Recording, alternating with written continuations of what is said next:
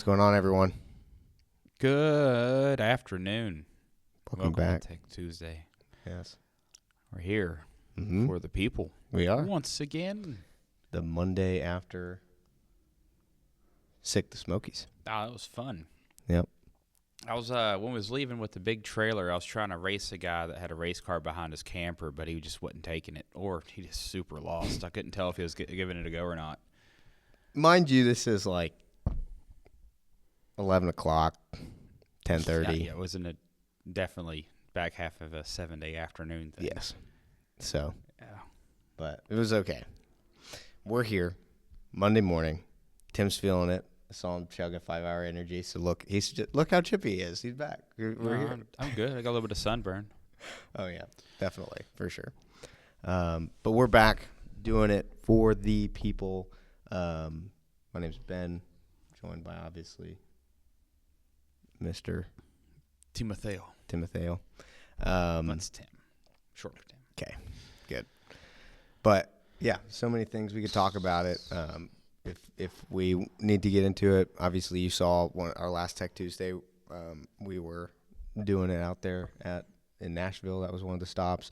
You all, if you were on the show, came here to the new facilities. You should let us know how that is going, or what you thought of it. We've already seen tons of social media posts and stuff about it. That was really cool. But anyway, we have a lot of comments and questions from the live, and then we have to go back to the other Tech Tuesday. We're going to do our best to get it going here. But before we do, as always, Mr. Timotheo.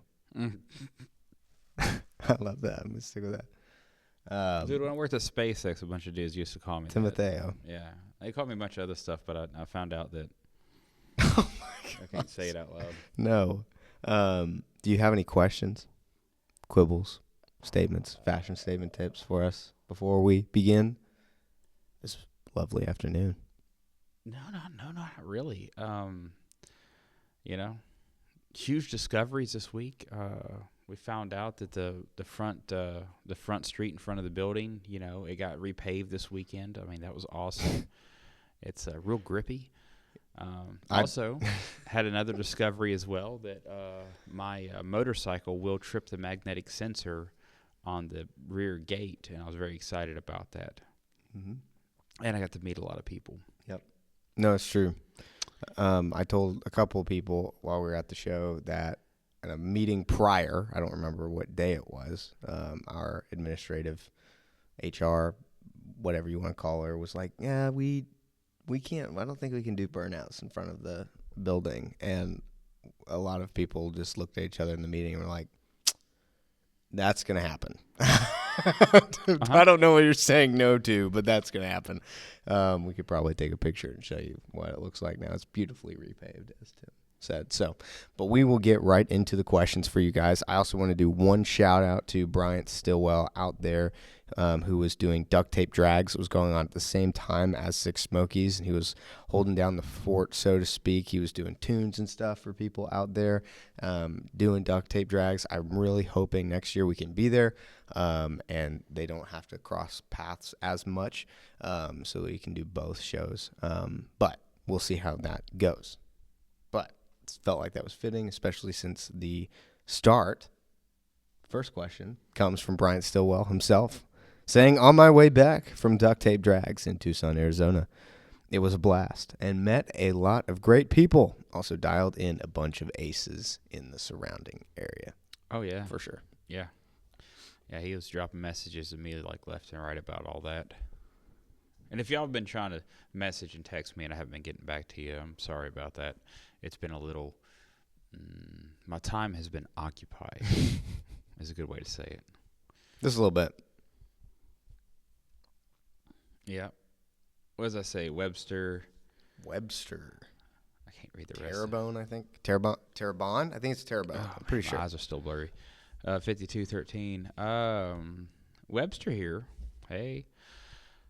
What's up, Ben and Tim, for the people? What's up? Indeed. I'm sad I missed the live. Ben, it was a pleasure meeting you and Reed at Triple Crown. Thanks for all the compliments on the D100 build and installation.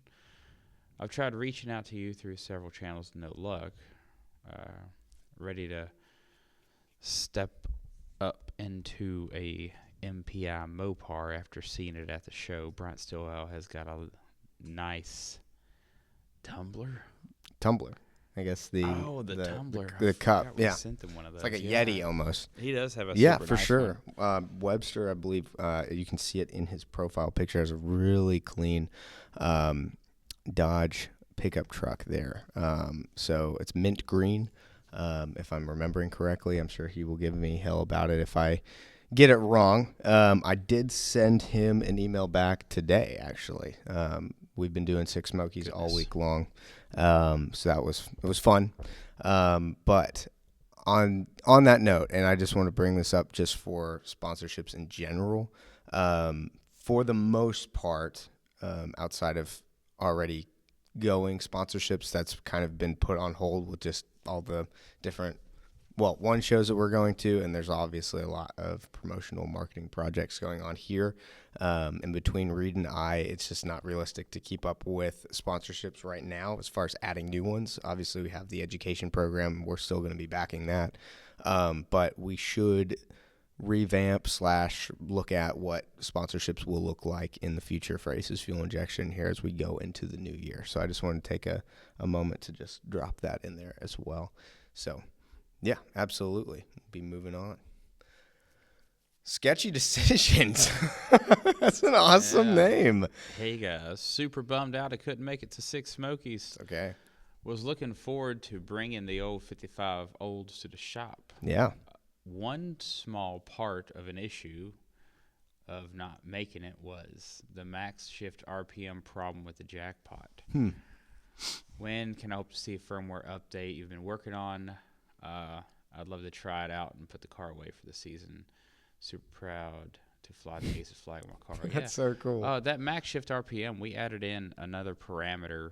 For some reason, our software, some stuff changed and it affected a few of them. So basically what we got going on there is we made a modifier, I guess it is. It used to be a background thing, and we just brought it to the surface basically and just kind of threw it back in there. But yeah, okay, I didn't know that. You'll have some of that soon. Yeah, that was just like a real small, low-key thing that I saw every once in a while. I tried it on mine, and it powered right through there, but I realized that my firmware was like some old variation. I'm probably some prototype stuff. Yeah, I think my jackpot's almost 3 years old. That's true. Yeah, it's very true. But yeah, that's yeah, I'll check that out. But also, you think about it, it's like it had to have been a rare thing because there's so many drift cars out there just beating that rev limiter to death. Yep. So absolutely. But yeah, that's there must have been something in the firmware or something like that for that particular one to be affected. But yeah, there will be some new. I got some fresh firmware. We're working all the little, weirdly enough, spelling errors out this time. It's true. Somebody was motivated, and what had happened was. But anyways, yeah, we'll be rolling out some fresh stuff here probably in the next week or so. Yep. Just waiting for everybody to get back in the office post-show, and I think we're all feeling it. Yep. JefferyRigged, he said he'd be interested in HEI. I do know you can mod them for timing. He goes on to say, speaking of HEI, right now I'm running the stock HEI and no timing control. Originally, the Buick 455 wanted 12 degrees. 12 degrees before top dead center. Should I advance it to 15 with kill shot or just stay at 12? I know I will need up to 15 once I go to timing control. Waiting on the cam swap to do that. I don't think you need 15. I think it's really just about the 15 is just a marker within the software to know where to start from. I don't believe, like, I know Tim's talked about that many times of if your car likes to run at 12 degrees, run at 12. But it starts at 15 in the handheld. So it's a verification number. It's just a most common number that'll start up majority of engines out there. So we just kind of set that as the base parameter for static timing value. So like if you're trying to like get your engine running, like that's a stable value to actually capture idle, even if it's a bit off. And then you can adjust accordingly to verify digitally and mechanically 15 degrees is 15 degrees. That way when you finish the lockout procedure mechanically and digitally, if it's commanding 30 degrees, it's really 30. If it's commanding 8 degrees, it's really 8. So 15 is just an arbitrary number that we just kind of picked out of a hat. Like everything needs to be dropped in at 15 degrees because it works like almost in every application. Yep. I got you right here, sir. I read 2, so it's only fair. Michael Perez Jr., 8870. Have you all done any testing with recommended intakes in your EFI systems? High-rise, low-rise, single-plane, dual-plane, divider cut, risers, any recommended intakes? I spent way too long researching and finally landed on an Edelbrock Performer RPM air gap for my small block 350. Seems to work well, but I don't have any hard data to back it up. Depends on the application. Low-rise intakes are pretty good for low end. Weirdly enough, you get the long runner. That flows real good. Air gap, dual plane. We've used all of them. I mean, we're talking about some differences, but it really, the big thing it's going to do is just move your torque curve around a little bit. Is the biggest thing we can see on the dyno. My favorite is a mid-rise with the notch cutout dual plane intake. It seems to perform the best all around the block on a small block, and it gives me just the right amount of hood clearance, and looks kind of cool too. Now we got Immortal Motors 562. Long personal question for Tim. How would one go about getting into aviation instrumentation? It's tricky. Recently finished school for instrumentation, AAS, and I'm currently working on mine site in the lab. Rock Labs, robots, Herzogs, a lot of pneumatics and various sensors. Hoping to get to the mills, flow meters, level, senders, etc., with plans to get into the process control at some point. Getting into avionics sounds Q, and something I'm interested in at school. I was fortunate enough to get into programming PLCs, and while the hardware is fun, I'm a bit more interested in the programming side of things. Well, ladder my logic. Anyways. That's cool. Personal questions for Tim. That's cool. Go to aviation junkyard, pull a 6-pack out of something. You'll have fun. My favorite projects was we did a polished aluminum sheet metal car. It was very aviation. It was not Speedy Cop's car, but it was another friend of mine's car, and we actually put in a static system in it and an airspeed indicator, and we did some real tricky stuff with the revs because it's hard to. We built a driver for it, and I can't remember exactly what we used, but it was Arduino based because of how the mags are on that thing. But that was pretty sweet. So I think we actually had to use like a driver though. But nevertheless, it can be done. I've seen it done a few times in a few hot rods. I've done a little bit of it myself, even using like EGT, the standalone EGT gauges that you get that you can add in some aircraft because of the type of gauge. But interesting. Yeah. Oh, same car. We did a hand throttle that actually worked and a mixture throttle because it wasn't EFI. It was a carbureted situation, but yeah, we'd made those function too. That was pretty sweet. Wow. NoGarageGuy says, "How did I miss the live trucker life?" That's accurate. Happens. It's okay. No problems. No problemo. We're going to switch over to the other Tech Tuesday real quick because we missed some of those questions over there and want to make sure we get to them this week. Yep. Start with Rigo Marquez, 3247 for you, Mr. Tim. Put in a kill shot on a 351 Windsor, stroke to a 408, manual trans, Mild cam headers and dual exhaust, no cats. Instruction state to install the O2 sensor 6 to 10 inches after the collector. 10 inches puts me before the H pipe on a dual exhaust. I have enough cable to go 14 inches plus at 14 inches. I'll be in the H pipe. Any benefits or deterrents to put it in the H pipe? Thanks for you go. Yeah, don't put it in the H pipe. It has some really oddball pulsations that goes on there, but just put it before the H pipe.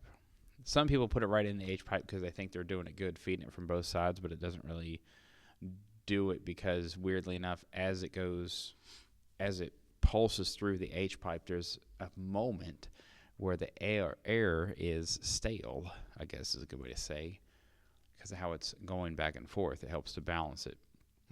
But don't just put it directly in the H pipe. I've seen some wild stuff on a well-tuned motor happen.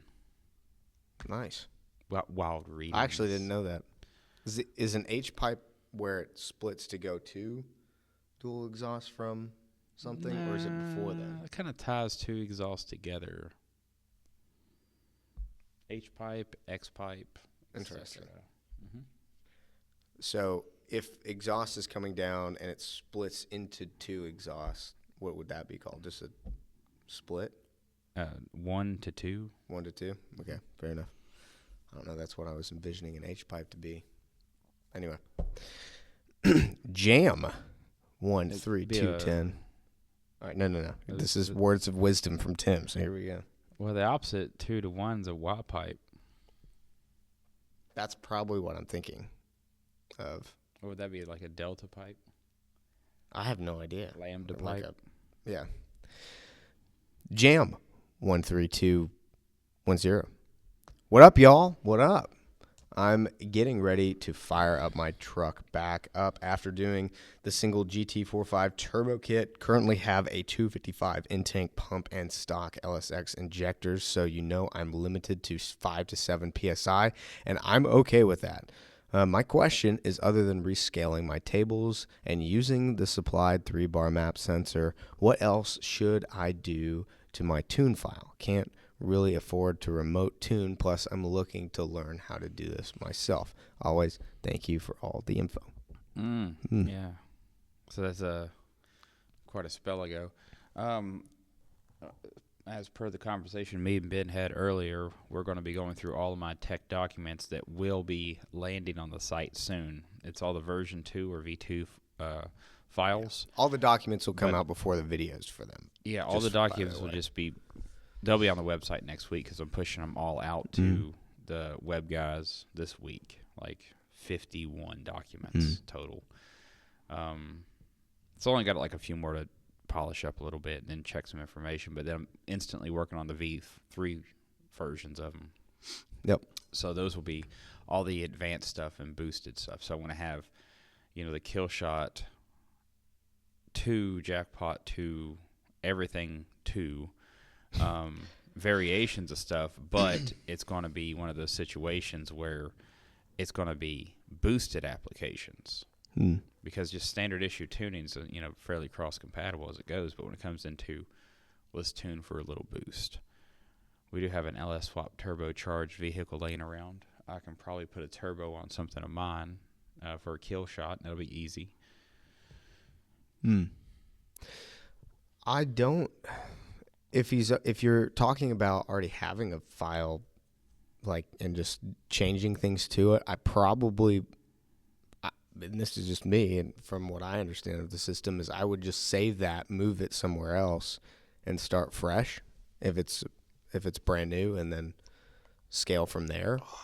Stretch. But that's just my opinion. Stretch. Would you say that? No. Yeah, always keep a backup file, of course, but you need to scale it for boost. Yeah, for sure. And then it's not going to change the values in the table, so it's going to change the scaling of it. I'd make sure you're running good in stay out of boost on it. Just run really good NA, and I would go ahead and do up the table and then and move some of it down, and then add 10 or 15% and start easing into boost a little bit. and let it climb the table some. That way you can really get a grasp on it. But be mindful to make sure to reduce what timing values you have, because the more the boost, the less the timing. Yep. But we'll be covering that in some documents and hopefully in some videos.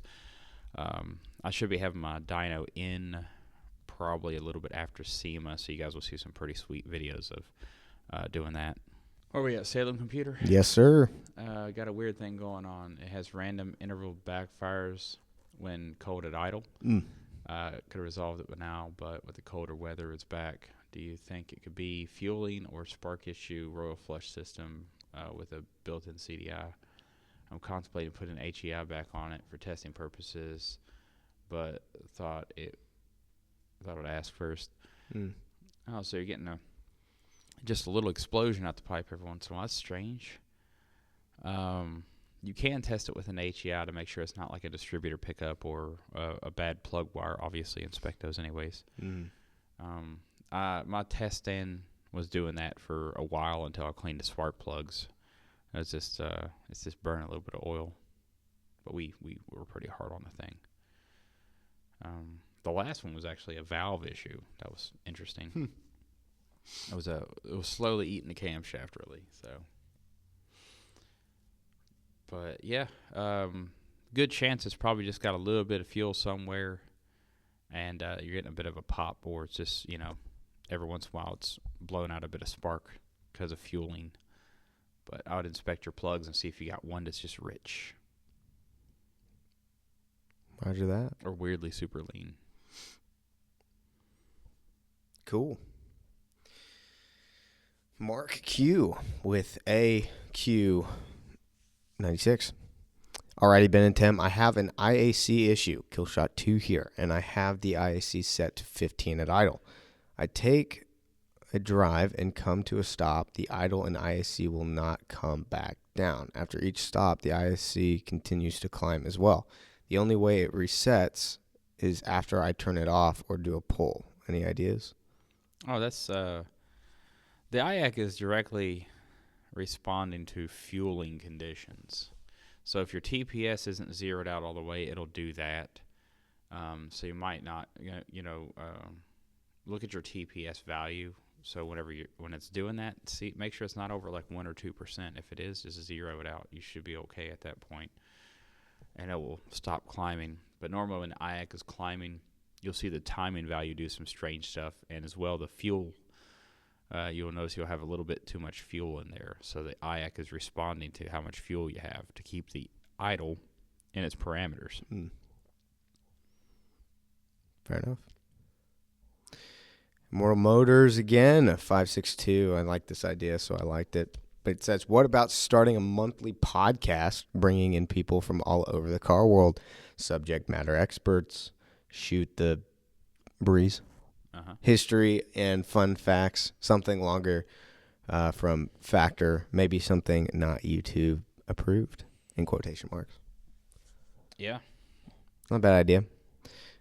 Getting the people and scheduling is one thing, but I do think we will do more of that as time goes on, especially when things get built around here. So, yeah.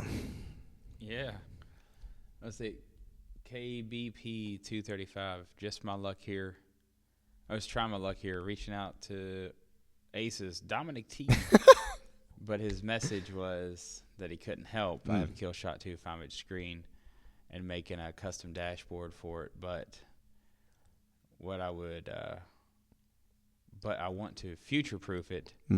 So if I want to upgrade to a 7-inch in the future, I can just swap it out, without making a new dashboard. I need some physical measurements of a 7-inch handheld screen. Can anyone help? I thought we had those under technical specifications on the displays. We may not have put those up yet, but we do have dimensional drawings. Not heavily detailed, but they'll give you this. Yeah, we can find one and put it here in the video for you. Dominic T. Dominic T is a great employee here. No, he's not a great employee. He's an AI bot. He's an AI bot. We program Dominic him so that when Toretto. we're out of the you get the joke, right? But when we're out of the office, we just force feed him a whole bunch of all of our like our sales and tech information. Sometimes he says some wild stuff, I admit, but But it's funny. You should screenshot that. Majority of the time, he has some good information at 11:30 at night. Mm-hmm. But like I love seeing that because somebody will be like, I emailed Aces at 1:00 in the morning, and they told me this, and it's like, or I asked for a phone call and they didn't call me, and it's like 11:35 at night. It's like, or 2 in the morning, or 4 in the morning. Nobody in this industry is 24 hours. We only work 8 hours a day. Yep. We only work on the weekends unless we're doing a show. I mean, I work on the weekends, but that's different.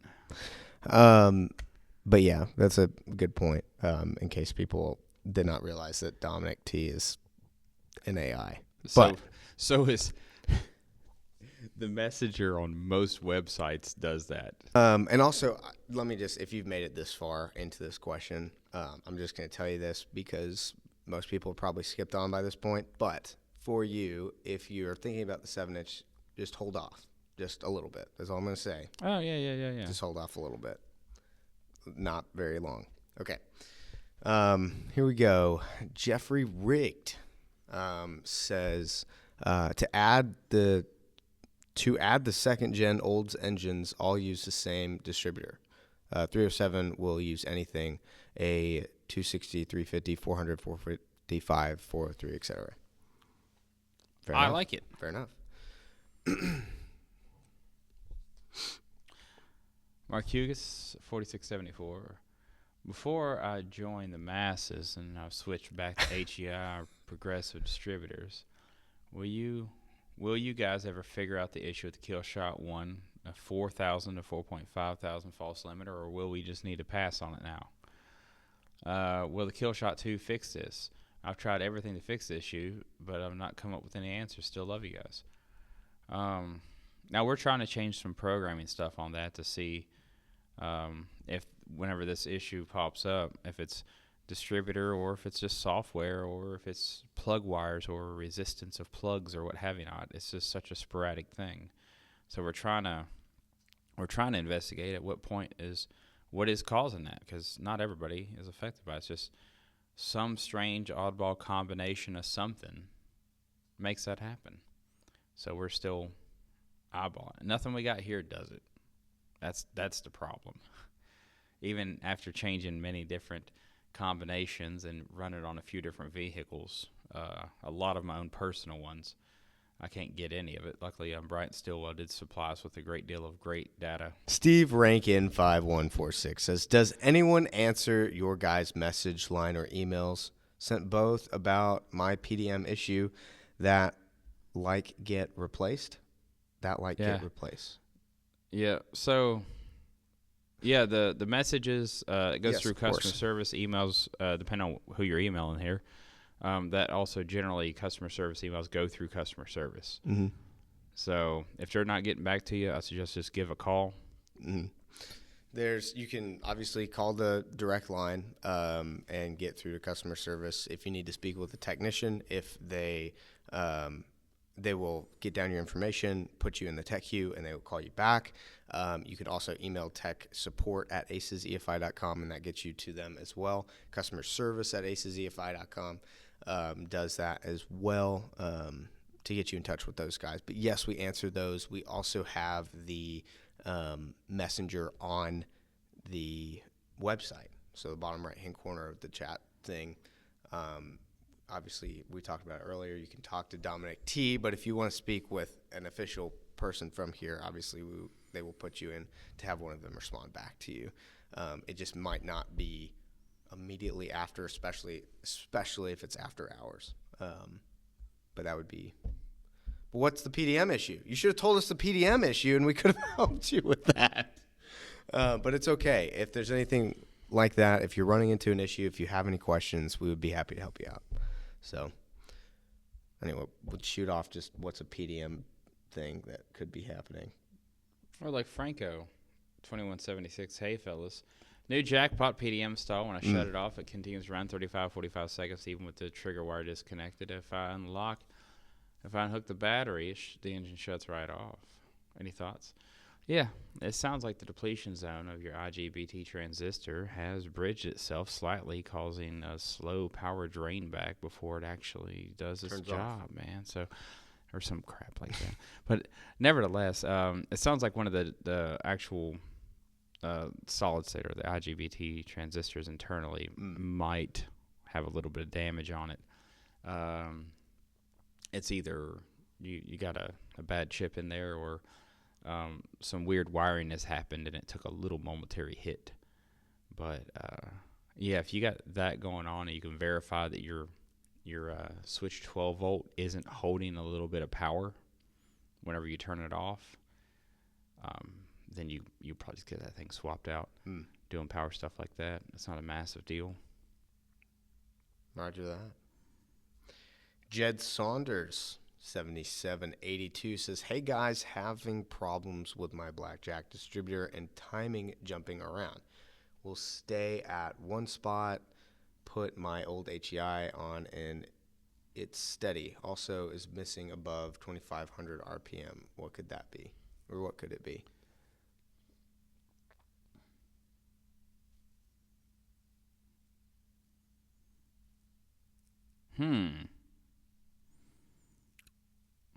I wonder if if the sensor itself isn't failing. Well, jumping around, there's all timing control vehicles, they move around just a smidge. Because it's thinking and calculating, and it's looking for the most efficient point in which to put the timing to keep the engine as stable as possible, so it will jump around a little bit. Sometimes advanced, sometimes retarded. Really depends on how you have that particular chart set up. Even if you lock it out to 15, it's going to move around a little bit. Now, the missing about 2,500 RPMs, that might be more something along the lines of either sensor distance to the paddle wheel itself being a little bit off. Could be a bad cap too. Or make sure you also got your timing unlocked appropriately. That was going to be what I was going to say.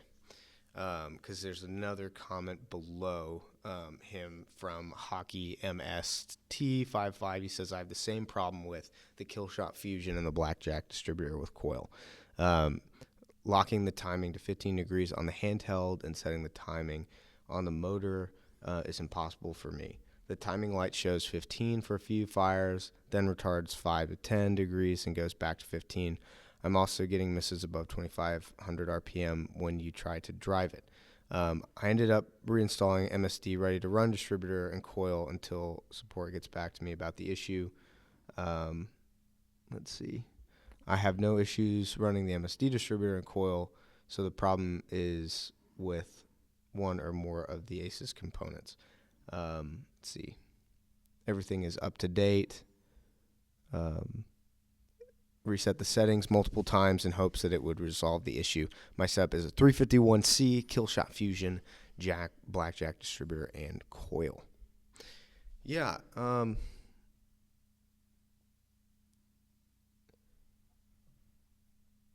I would ask both to see if the distributor itself is locked out. Both in the handheld, but also the weights and springs within the distributor itself. I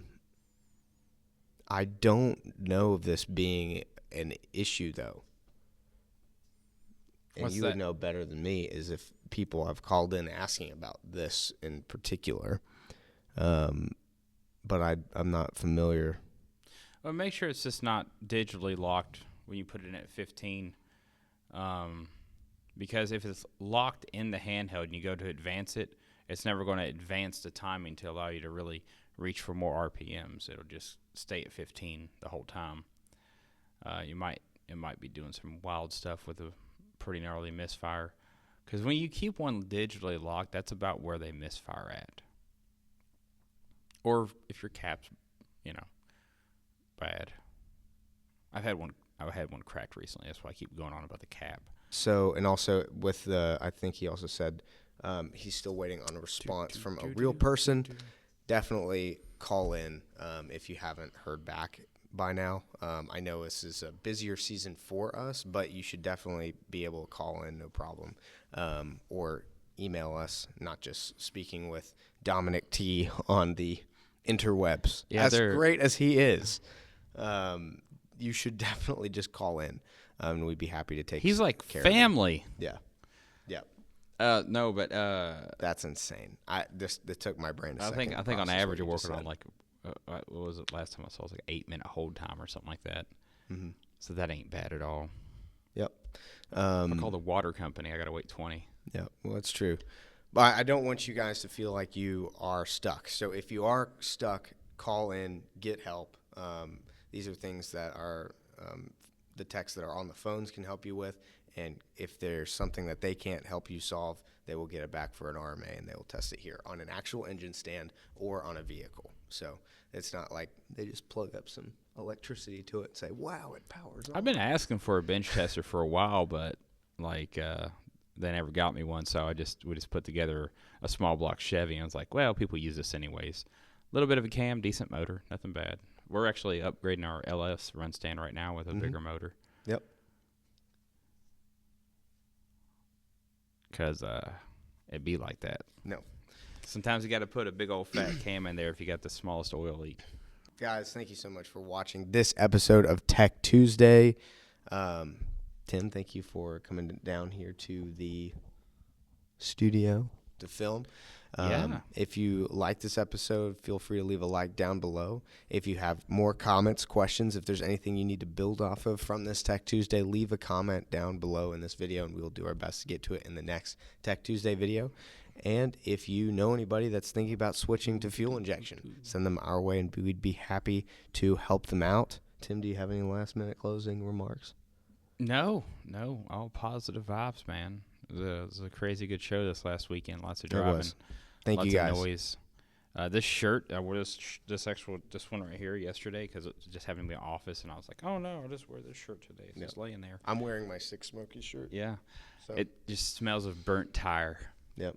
It was good. It was very good. So much fun. Thank you guys for stopping by that did posting. There's a lot of cool stories and things that we're going to release too as this goes. And we also have SEMA coming up in 2 weeks, which is insane.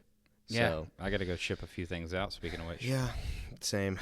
Guys, thank you so much for watching, and we will see all of you in the next video. Bye for now. Bye now.